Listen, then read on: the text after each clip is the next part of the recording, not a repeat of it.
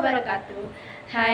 Halo semuanya. Perkenalkan, nama saya Rahmatika Faratus Hafizah dari absen 32 dan rekan Saya Syakira Bintang Maharani dari absen 35. Di sini kami dari kelas 10 L9 akan menjelaskan tentang biografi ilmuwan Antoine Lavoisier. Perjalanan pendidikan. Yang pertama, pendidikan awal dan ketertarikan pada sains. Lavoisier lahir dari keluarga bangsawan kaya dan mulai bersekolah di College Mazarin pada usia 11 tahun. Di sekolah ini, ia belajar humaniora dan hukum, tetapi juga mulai tertarik pada sains termasuk kimia, botani, astronomi, dan matematika. Ia mendapatkan bimbingan dari Abbé Nicolas Louis de Lacaille, seorang matematikawan dan astronom yang menumbuhkan minatnya pada observasi meteorologi. Yang kedua, pendidikan hukum dan transisi ke sains. Meskipun tertarik pada sains, Lavoisier mengikuti keinginan ayahnya untuk belajar hukum dan meraih gelar sarjana hukum pada tahun 1763 dan gelar lisensiat pada tahun 1764.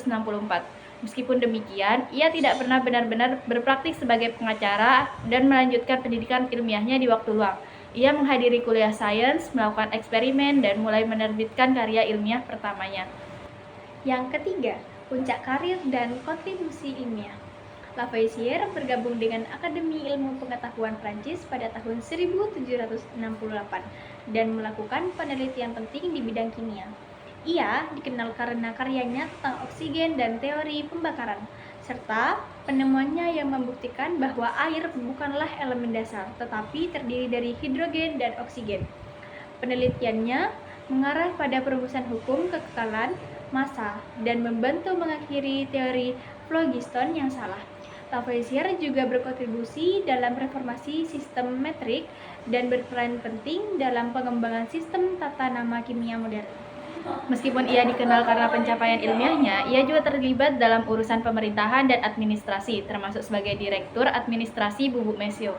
Sayangnya, Lavoisier menjadi korban revolusi Prancis dan dihukum mati dengan guillotine pada tahun 1794.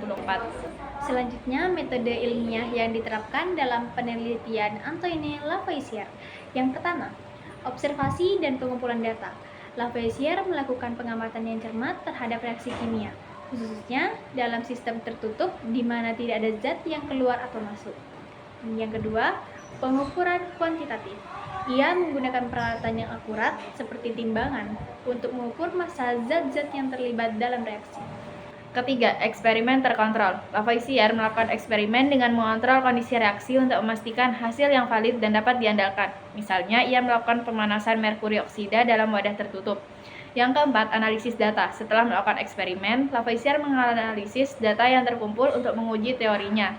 Dalam kasus merkuri oksida, ia mengamati bahwa massa merkuri oksida yang hilang sama dengan massa oksigen yang dilepaskan. Yang kelima, perumusan hukum.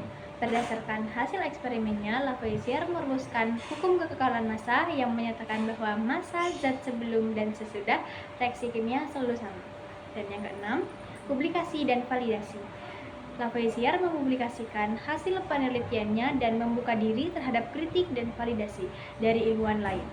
Hal ini membantu memperkuat penerimaan hukum kekekalan massa dalam komunitas ilmiah. Dengan menerapkan metode ilmiah ini, Lavoisier tidak hanya mengubah pemahaman tentang reaksi kimia, tetapi juga meletakkan dasar bagi perkembangan ilmu kimia modern. Selanjutnya, penemuan penting yang berkaitan dengan kimia hijau. Yang pertama, ada hukum kekekalan massa. Penemuan ini menjadi dasar penting dalam kimia karena menunjukkan bahwa materi tidak dapat diciptakan atau dimusnahkan dalam reaksi kimia, hanya berubah bentuk saja. Konsep ini penting dalam merancang proses kimia yang lebih efisien dan minim limbah. Yang kedua, identifikasi oksigen dan hidrogen. Lavoisier mengidentifikasi oksigen dan hidrogen sebagai unsur-unsur kimia dan peran penting mereka dalam pembakaran. Pengetahuannya tentang gas-gas ini dan mereaksinya membantu dalam pengembangan proses kimia yang lebih bersih dan efisien. Dan yang terakhir, sistem tata nama kimia. Lavoisier mengembangkan sistem tata nama kimia modern yang memungkinkan penamaan senyawa kimia secara sistematis. Sistem ini membantu dalam standarisasi dan komunikasi dalam bidang kimia, yang merupakan aspek penting dalam pengembangan prinsip-prinsip kimia hijau. Penemuan-penemuan ini bersama dengan penelitiannya tentang reaksi kimia dan unsur-unsur meletakkan dasar bagi prinsip-prinsip kimia hijau yang bertujuan untuk meminimalkan dampak lingkungan dari proses kimia. Selanjutnya ada dampak penemuan Antoine Lavoisier terhadap lingkungan dan masyarakat.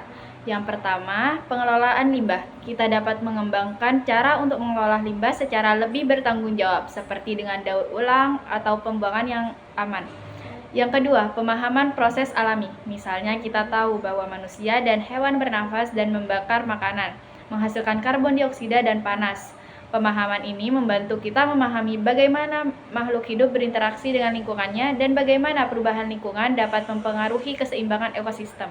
Yang ketiga, pemahaman siklus materi. Pemahaman ini penting untuk memahami bagaimana polusi bergerak dalam ekosistem dan bagaimana dampaknya terhadap lingkungan. Dan yang keempat, pengembangan teknologi bersih.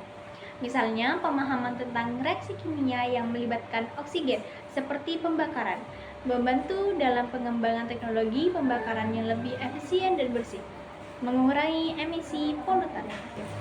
Sekian dari kelompok kami, kurang lebihnya mohon maaf. Terima kasih. Wassalamualaikum warahmatullahi wabarakatuh.